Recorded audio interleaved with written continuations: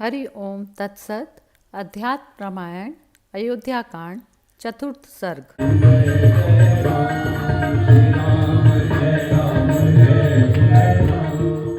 भगवान राम का माता से विदा होना तथा सीता और लक्ष्मण के सहित वन गमन की तैयारी करना।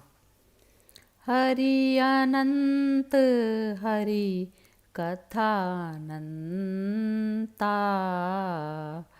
कहे सुनहि बहुविधि सब संता।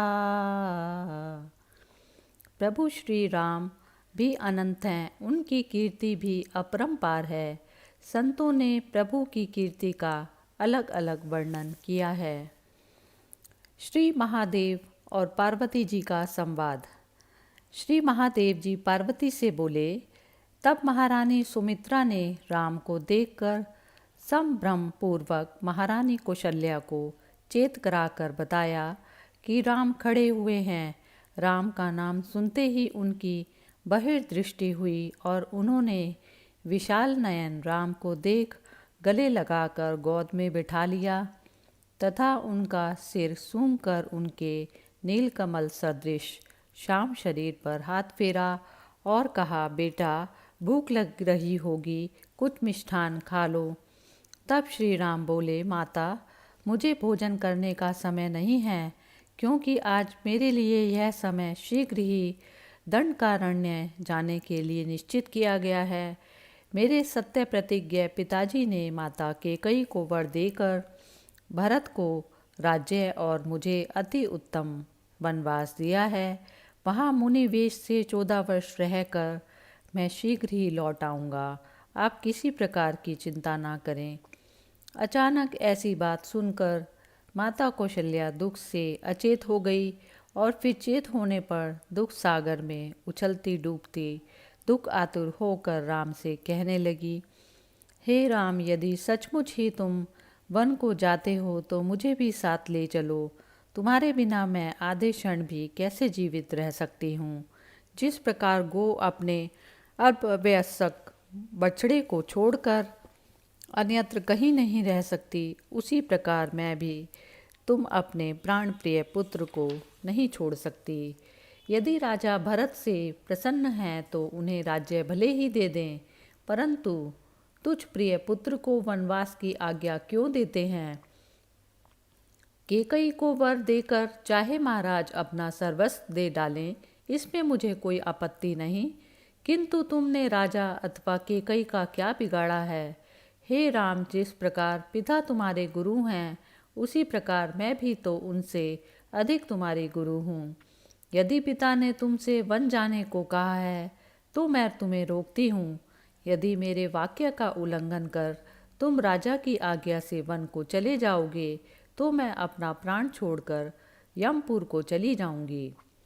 तब लक्ष्मण जी ने भी कौशल्या के वचन सुनकर राम जी की ओर देखकर रोष से त्रिलोकी को दग्ध करते हुए से कहा, मैं उन्मत्त भ्रांतचित्त और कैकेयी के वशवर्ती राजा दशरथ को बांधकर भरत को उनके सहायक मामा आदि के सहित मार डालूंगा। आज संपूर्ण लोगों को दग्ध करने वाले काला नल के समान मेरे पौरुष को पहले वे सब लोग देख लें। हे शत्रु दमन राम, आप अभिषेक की तैयारी कीजिए। उसमें विघ्न उपस्थित करने वालों को मैं हाथ में धनुष बाण लेकर मार डालूंगा। लक्ष्मण जी ने इस प्रकार कहने पर रघुनाथ जी ने उन्हें गले पर लगा लिया। रघुश्रेष्ठ, तुम बड़े शूरवीर और मेरे परम हितकारी हो। तुम तो कुछ भी कहते हो वह मैं सब कुछ सत्य मानता हूँ, किंतु यह उसका समय नहीं है। यह जो कुछ राज्य और देह आदि दिखाई देता है वह सब यदि सत्य होता तो अवश्य तुम्हारा परिश्रम सफल होता, किंतु ये भोग तो मेघ रूपी वितान में चमकती हुई बिजली के समान चंचल हैं और आयु अग्नि में तपाए हुए लोहे पर पड़ी हुई जल की बूंदे के समान क्षणिक हैं। इस प्रकार सर्प के मुंह में पड़ा हुआ भी मेंढक मच्छरों को ताकता रहता है, उसी प्रकार लोग काल रूप सर्प से ग्रस्त हुए भी अनित्य भोगों को चाहते रहते हैं, कैसा आश्चर्य है कि शरीर के भोगों के लिए ही मनुष्य रात दिन अति कष्ट सहकर नाना प्रकार की क्रियाएं करता रहता है। यदि वह समझ ले कि शरीर आत्मा से भिन्न है तो फिर भला पुरुष कैसे किसी भोग को भोग सकता है। पिता, माता, भाई, स्त्री और बंधु बांधवों का संयोग, प्याऊ पर एकत्रित हुए जीवों अथवा नदी प्रवाह से इकट्ठी हुई लकड़ियों के समान चंचल है। यह निसंदेह दिखाई पड़ता है कि लक्ष्मी छाया के समान चंचल, यौवन जल तरंग के समान अनित्य है, स्त्री सुख स्वप्न के समान मिथ्या और आयु अनंत अत्यंत अल्प है। तथापि प्राणियों का इसमें कितना अभिमान है। यह संसार सदा रोग आदि संकुल तथा स्वप्न और गंधर्व नगर के समान मिथ्या है। मूढ़जन ही इसको सत्य मानकर इसका अनुसरण करते हैं। नित्य सूर्य के उदय और अस्त होने से आयु क्षीण हो रही है तथा नित्य ही दूसरों की अवस्था वृद्धावस्था और मृत्यु होती देखी जा रही है, तो भी मूढ़ पुरुष को किसी प्रकार का चेत नहीं होता। नित्य प्रति उसी प्रकार दिन और रात होते हैं, किंतु मूढ़मती पुरुष भोगों के पीछे ही दौड़ता रहता है, काल की गति को नहीं देखता। कच्चे घड़े में भरे हुए जल के समान आयु प्रतिक्षण क्षीण हो रही है और रोग समूह शत्रुओं के समान शरीर को नष्ट कर रहे हैं। वृद्धावस्था सिंहनी के समान डराती हुई सामने खड़ी है और यह मृत्यु भी उसके साथ ही चलती हुई अंत समय की प्रतीक्षा कर रही है। किंतु देह में अहम भावना करने वाला जीव इस कृमि विष्ठा और भस्म रूप शरीर को ही मैं लोक प्रसिद्ध राजा हूँ ऐसा मानता है। लक्ष्मण, तुम कुछ सोच कर बताओ कि जिसके आश्रय से तुम संसार को दग्ध करना चाहते हो वह त्वचा, अस्थि, मांस, विष्ठा, मूत्र, शुक्र और रुधिर आदि से बना हुआ विकारी और परिणामी देह आत्मा किस प्रकार हो सकता है। हे भाई, इस देह अभिमान से युक्त पुरुष में ही संपूर्ण दोष प्रकट हुआ करते हैं। मैं देह हूँ, इस बुद्धि का नाम ही अविद्या है और मैं देह नहीं चेतन आत्मा हूँ, इसी को विद्या कहते हैं। अविद्या जन्म मरण रूप संसार की कारण है और विद्या उसको निवृत्त करने वाली है। अतः मोक्ष कामियों को सदा विद्योपार्जन करना चाहिए। हे शत्रु दमन, काम क्रोध आदि इस साधन में विघ्न करने वाले शत्रु हैं, उनमें भी मोक्ष में विघ्न उपस्थित करने के लिए तो एकमात्र क्रोध ही पर्याप्त है, जिसका आवेश होने से पुरुष पिता, माता, सुहृद और बंधुओं का भी वध कर डालता है। मन के संताप का मूल क्रोध ही है और क्रोध ही संसार का बंधन तथा धर्म का क्षय करने वाला है। इसीलिए तुम क्रोध को छोड़ दो। यह क्रोध महान शत्रु है। तृष्णा वैतरणी नदी है, संतोष नंदन वन है और शांति ही कामधेनु है। इसलिए तुम शांति धारण करो, इससे क्रोध रूपी शत्रु का तुम पर प्रभाव ना होगा। आत्मा, देह, इंद्रिय, मन, प्राण और बुद्धि आदि से पृथक तथा शुद्ध स्वयं प्रकाश अविकारी और निराकार है। जब तक मनुष्य देह, इंद्रिय और प्राण आदि से आत्मा की भिन्नता नहीं जानते, तब तक मृत्यु पाश में बंधकर सांसारिक दुख समूह से पीड़ित होते रहते हैं। इसलिए तुम सर्वदा अपने हृदय में बुद्धि आदि से आत्मा को भिन्न अनुभव करो। इस संपूर्ण बाह्य व्यवहार का अनुवर्तन करो और सुख अथवा दुख रूप जैसा प्रारब्ध हो उसी को भोगते हुए चित्त में खेद ना मानो। हे रघुपुत्र, बाहर से इंद्रिय आदि द्वारा कर्तृत्व प्रकट करते हुए जो कार्य प्रारब्धवश उपस्थित हो उसे करते रहने से भी तुम बंधन में नहीं पड़ोगे। भीतर से राग द्वेष रहित और शुद्ध स्वभाव रहने के कारण तुम कर्मों से लिप्त ना होंगे। मेरे इस संपूर्ण कथन पर तुम सर्वदा अपने हृदय में विचार करो।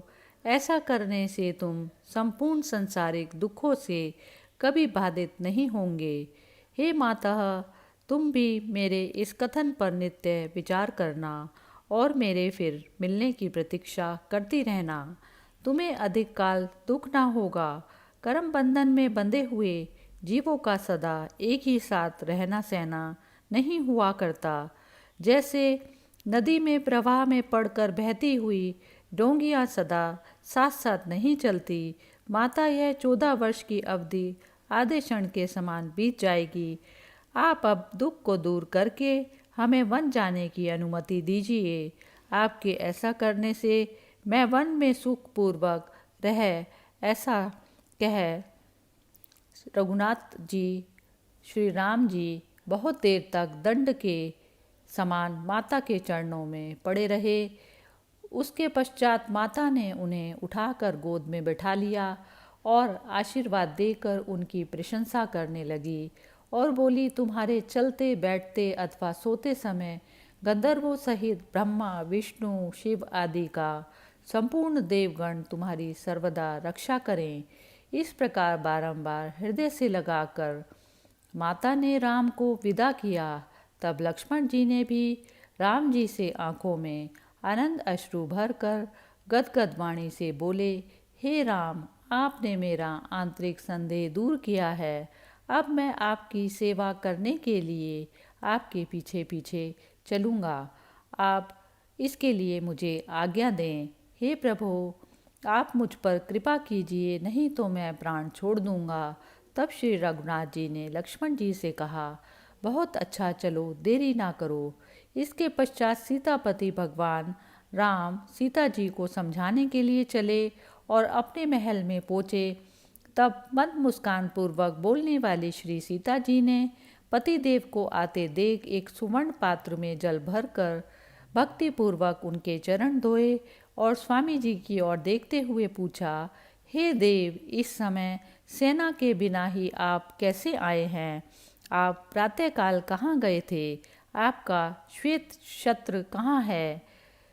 बाजों का बजना क्यों बंद हो गया? और आप किरीट आदि राजोचित आभूषणों से रहित क्यों हैं? आप मंत्री और राजाओं के सहित बड़े ठाट बाट से क्यों नहीं आए? सीता जी के इस प्रकार पूछने पर श्री रामचंद्र जी ने मुस्कुरा कर कहा, हे शुभे, पिताजी ने मुझे दंडकारण्य का संपूर्ण राज्य दिया है, अतः हे भामिनी, मैं शीघ्र ही उसका पालन करने के लिए वहाँ जाऊँगा। मैं आज ही वन को जाऊँगा। तुम अपनी सास के पास जाकर उनकी सेवा में रहो। मैं झूठ नहीं बोलता। श्री रामचंद्र जी के इस प्रकार कहने पर सीता जी ने भयभीत होकर कहा, आपके महात्मा पिताजी ने आपको वन का राज्य क्यों दिया है? तब रामचंद्र जी ने उनसे कहा, हे प्रिय, महाराज ने प्रसन्नतापूर्वक कैकेयी को वर देकर भरत को राज्य और मुझे वनवास दिया है। देवी कैकेयी ने मेरे लिए 14 वर्ष का वनवास मांगा था, सो सत्यवादी दयालु महाराज ने देना स्वीकार किया है। अतः हे प्रिय, मैं शीघ्र ही वहाँ जाऊँगा। तुम इसमें किसी प्रकार का विघ्न खड़ा ना करना। रामचंद्र जी के ऐसे वचन सुनकर सीता जी ने प्रसन्नतापूर्वक कहा, पहले मैं वन को जाऊंगी, उसके पीछे आप आना। हे राघव, मुझे छोड़कर आपको वन में जाना उचित नहीं। तब श्री राम ने प्रसन्न होकर अपनी प्रिय वादिनी जानकी से कहा, मैं तुम्हें अनेकों व्याघ्रादि वन्य पशुओं से पूर्ण वन में कैसे साथ ले जाऊंगा? वहाँ मनुष्यों को खाने वाले भयंकर राक्षस हैं और सब ओर से सिंह, व्याघ्र और शूकर आदि जीव फिरते हैं। हे सुंदर कमल नयनी, वहाँ भोजन के लिए कछुए और खट्टे फल मूल आदि हैं। किसी प्रकार के व्यंजन वहाँ नहीं मिलते। हे सुंदरी, वे फल भी सदा नहीं मिलते। किसी किसी समय तो बिल्कुल वन में भूखे ही रहना पड़ता है। वह दंडकारण्य ऐसे ही अनेकों दोषों से भरा हुआ है। उसमें अनेकों गुफाएं, गड्ढे हैं तथा वहाँ झिल्ली और सांपों का डेरा है। इस प्रकार से वह सब चीज़ें तुम ना देख पाओगी। राम के ये वचन सुनकर सीता जी ने दुखातुर होकर कुछ क्रोध से ओंठ कपकपाते हुए बोला, मुझ पतिव्रता धर्म पत्नी को आप घर पर क्यों छोड़ना चाहते हैं? आप धर्मज्ञ और दयालु हैं, फिर अपनी अनन्य भक्ता और दोषहीना मुझ पत्नी को क्यों छोड़ते हैं? हे राम, वन में भी आपके पास रहते हुए मेरा कोई क्या बिगाड़ सकता है? जो भी फल मूल आदि आपके खाने से बचेंगे वे ही मेरे लिए अमृत के समान होंगे। उनसे संतुष्ट होकर मैं आनंद पूर्वक रहूँगी, इसमें कोई संदेह नहीं। मैं आपको किसी प्रकार का कष्ट नहीं दूंगी, बल्कि आपके कार्य में सहायता करूंगी। बाल्यावस्था में एक ज्योतिष शास्त्र विशारद महात्मा ने मुझे देखकर कहा था, तू अपने पति के साथ में वन में रहेगी। उन ब्राह्मण महोदय का वाक्य सत्य हो, मैं अवश्य ही आपके साथ वन में चलूंगी। एक बात और कहती हूँ, उसे सुनकर आप मुझे वन को ले चलिए।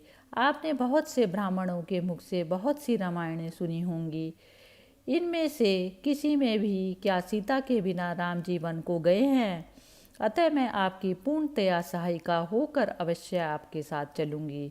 यदि आप मुझे छोड़कर चले जाएंगे तो मैं अभी आपके सामने ही अपने प्राण दे दूंगी। तब श्री राम ने सीता जी का ऐसा दृढ़ निश्चय देखकर कहा, हे देवी, तुम शीघ्र ही मेरे साथ वन को चलो।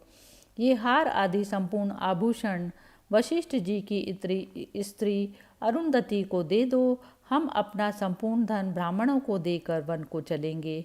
ऐसा कह भगवान राम ने लक्ष्मण जी द्वारा भक्तिपूर्वक ब्राह्मणों को बुलवाया और रघुकुल केतु भगवान राम ने प्रसन्नतापूर्वक सैकड़ों गौओं के झुंड, बहुत सा धन, दिव्य वस्त्र और आभूषण कुटुंबी तथा विद्वान और शील संपन्न ब्राह्मणों को दिए। सीता जी ने अपने मुख्य मुख्य आभूषण अरुंधति जी को दे दिए और अपनी माता के सेवकों को भी राम ने बहुत सा धन दिया। इसी प्रकार अपने अंतःपुरवासी सेवकों, पुरवासियों, देशवासियों और ब्राह्मणों को भी उन्होंने बहुत सारा धन दिया। इधर श्री लक्ष्मण जी ने भी अपनी माता सुमित्रा को कौशल्या जी को सौंप दिया और अपने हाथ धनुष लेकर राम के सामने खड़े हो गए। इसके बाद राम, लक्ष्मण और सीता जी सब महाराज दशरथ के पास आए। सहस्त्रों कामदेवों के समान सुंदर श्याम शरीर वाले भगवान राम, सीता और छोटे भाई लक्ष्मण के सहित अपनी कांति से दसों दिशाओं को प्रकाशित करते हुए धीरे धीरे राजमार्ग से चले। उस समय जो पुरवासी और जनपदवासी लोग कुतूहलवश आनंदमय दृष्टि से उनकी ओर देख रहे थे, उनके देखते हुए अपने चरण स्पर्श से संपूर्ण संसार को पवित्र करते हुए वे अपने पिता के घर पहुँचे। इति श्री मद् अध्यात्म रामायणे उमा महेश्वर संवादे अयोध्या कांडे चतुर्थ सर्ग समाप्त।